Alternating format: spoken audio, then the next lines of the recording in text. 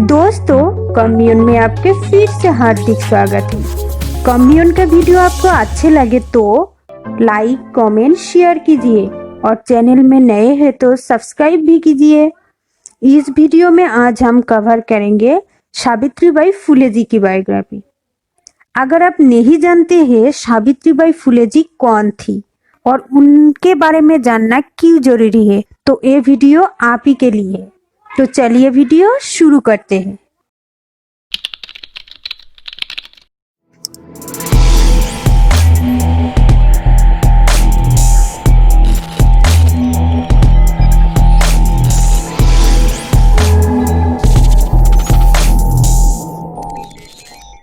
आज देश में औरत जितना आजाद है 50 या 60 साल पहले का हालात अलग था।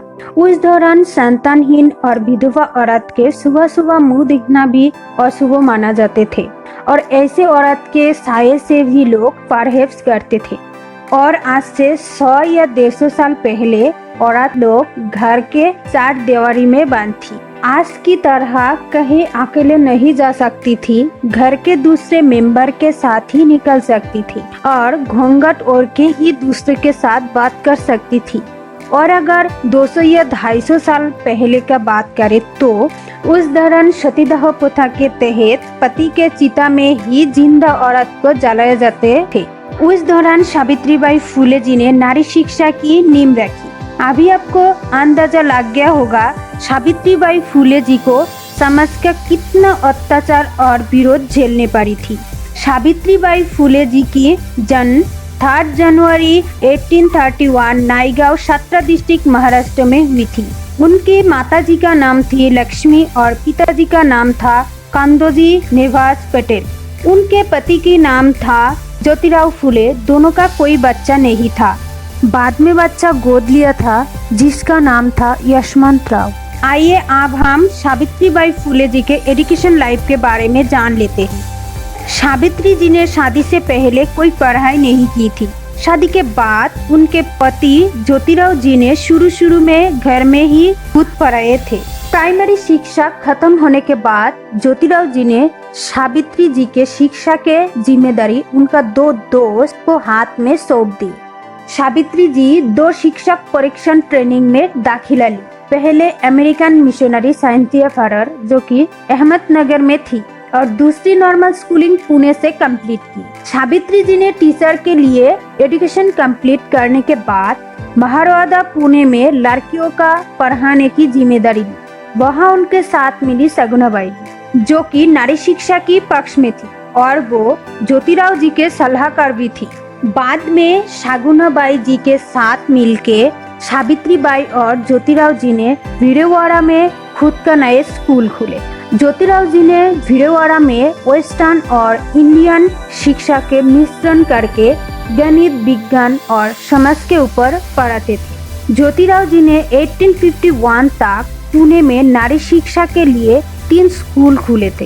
इन 3 स्कूल में 150 के आसपास लड़की दाखिला लेती थी। लेखक दिव्या कांदुकुरी जी के हिसाब से फुले जी का स्कूल के शिक्षा सरकारी स्कूल से अच्छे थे, इसीलिए सरकारी स्कूल के लड़कों से ज्यादा फुले जी के स्कूल में लड़की पढ़ती थी। दुर्भाग्य से सावित्री जी को बहुत बाधा झेलने पर ऊंची जात के लोगों के द्वारा उन्होंने पढ़ाने के लिए जब स्कूल जाती थी साथ में दूसरे साड़ी ले जाती, क्योंकि रास्ते में लोगों ने उनके ऊपर गोबर, माटी और पत्थर फेंकने के साथ गाली भी देती थी। हजार सालों से शूद्रों को ब्राह्मणों ने पढ़ाने से वंचित रखी थी।